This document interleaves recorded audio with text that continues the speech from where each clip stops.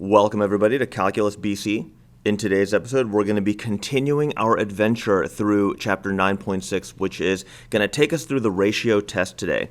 So in order to understand the ratio test, which is our next test for convergence of a series, let's go and revisit the geometric series real quick here.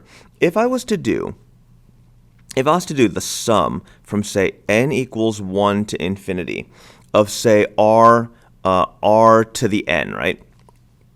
If I was to do that, what would be happening here if I was going to expand this thing? What I'd end up with is I'd end up with r and then plus r squared plus r cubed plus r to the fourth and then plus dot dot dot. Well, what would happen here is if I was to look at what is going on between each term, how am I getting to each next term?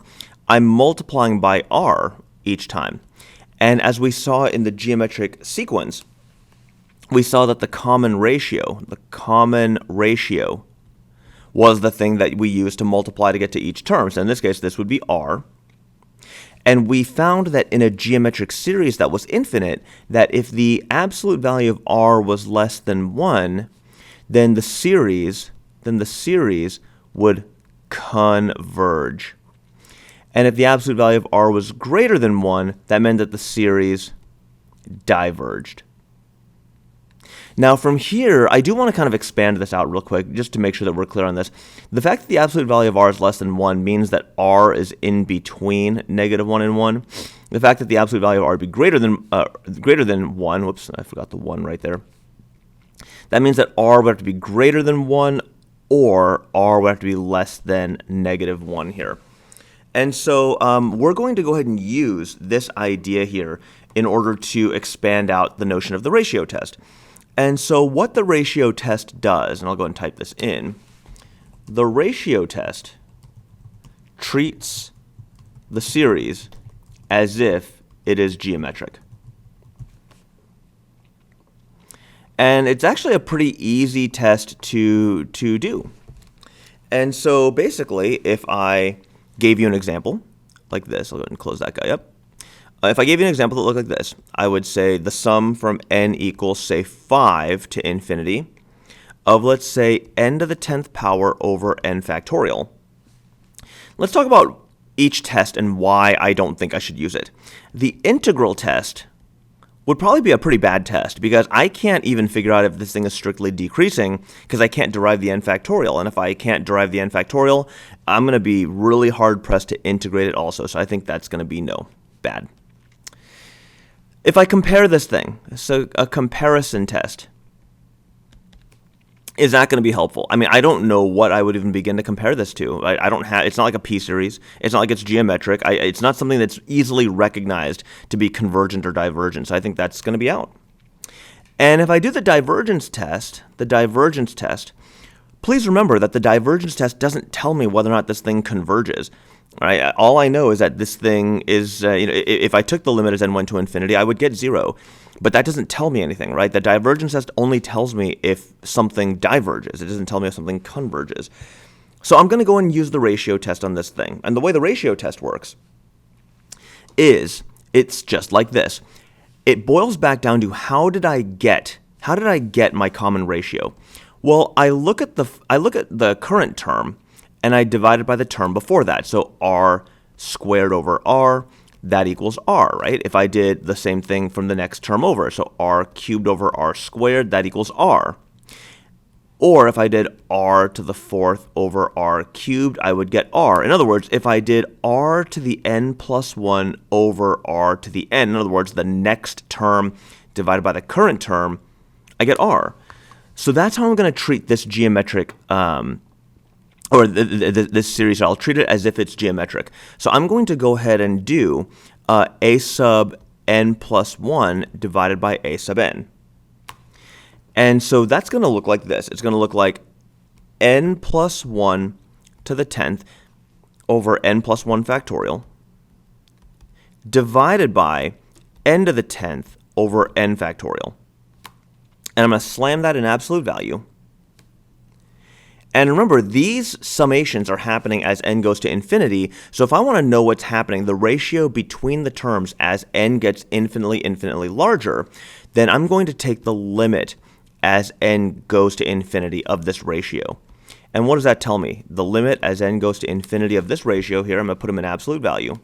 That's going to be n plus 1 to the 10th over n plus 1 factorial times n factorial over n to the 10th.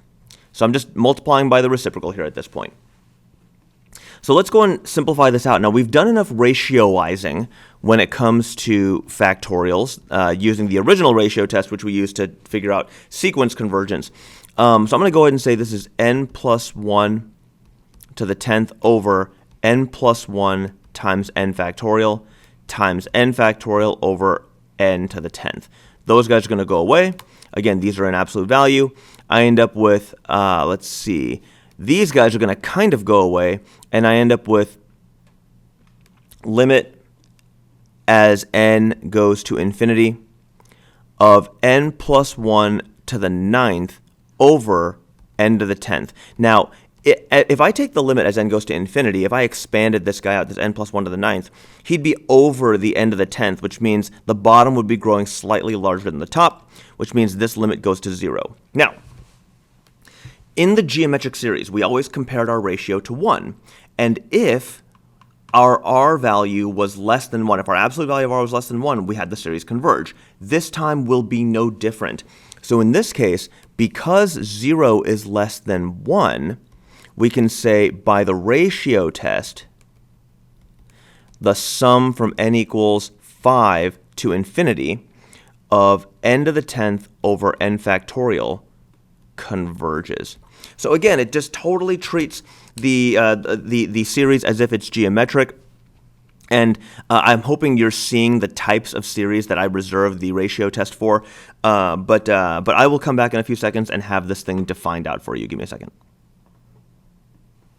And here we are with the ratio test defined. The ratio test reads as if we were to take the limit as n goes to infinity of the next term divided by the current term in absolute value. Remember, this is how we get r, right? So this is essentially filling the role of r. If we get L, which is considered to be a number, if L is less than 1, then the series converges. If L is greater than 1, the series diverges. If L equals 1, then we're inconclusive, and I'll show you an example of what that looks like in just a second here. So hopefully the ratio test defined makes enough sense. It's just like a geometric series, so I don't think there's anything terribly new about it. Let's go and take a look at the first example here. I'll go ahead and do the limit as n goes to infinity.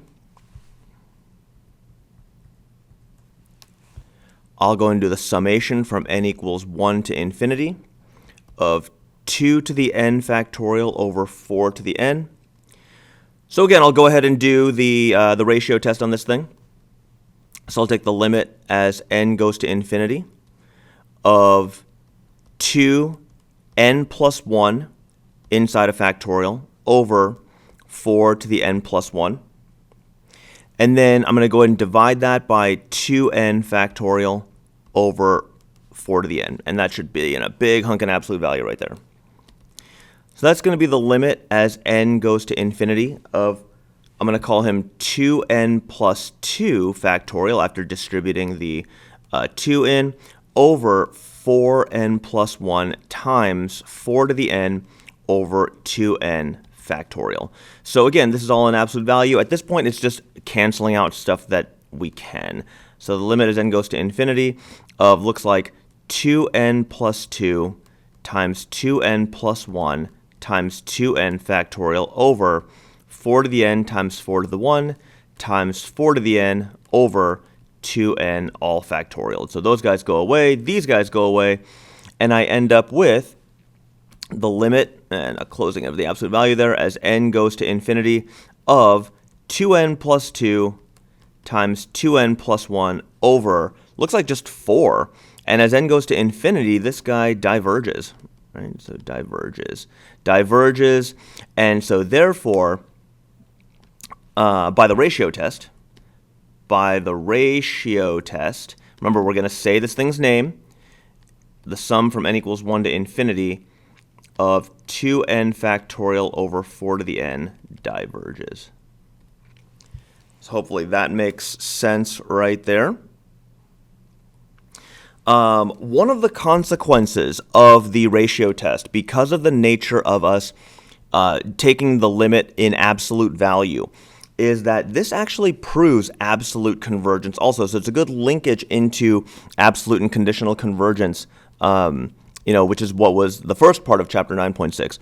So I'll go and illustrate that into this example here. So this time the prompt is going to be a little bit different. I'm actually going to prompt us with determine if the series converges conditionally, converges absolutely, or diverges. Now, remember, when it comes to absolute and conditional convergence, they have to prompt you for this, right? So if they just said, "Hey, determine whether or not this thing converges or diverges," I wouldn't do any kind of conditional convergence or anything like that. I'm just gonna go ahead and I would go ahead and just do the convergence part. But because they're asking me specifically for some type of conditional or absolute convergence, I will go ahead and do that. I will go and find that out with this problem. Now, again, when it comes to the ratio test, because the ratio test involves absolute value, I will be finding this out regardless of whether or not the prompt wants me to, but because the prompt wants me to, I will go ahead and do it. So the limit as n goes to infinity of, in this case, by putting it in absolute value, the -1 alternation goes away.